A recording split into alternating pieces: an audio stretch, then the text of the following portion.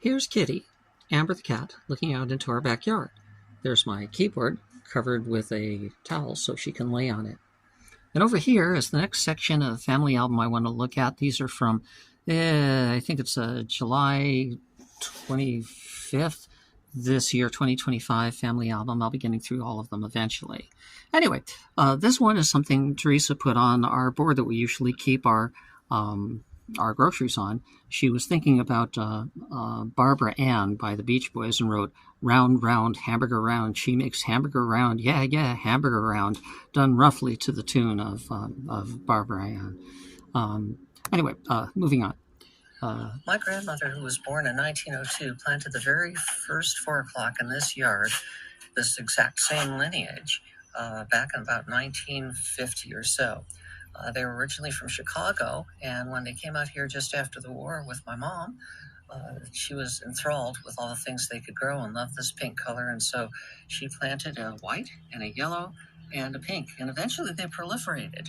However, after time, she died in 1989.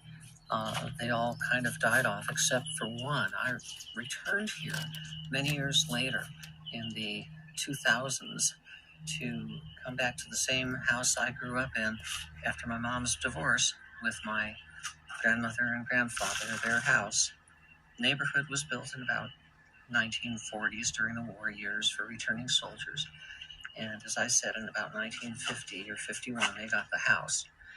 Anyway, I found this one example and I nurtured it for years until now.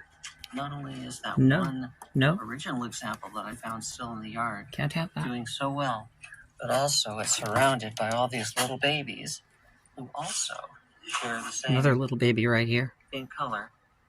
And you can't see it right now, but down here at the base are Excellus that I remember my mom planting in the yard when I was about 3 or 4 years old. And they're the exact same pink color. Shamrock is what Excellus is. She put that down here.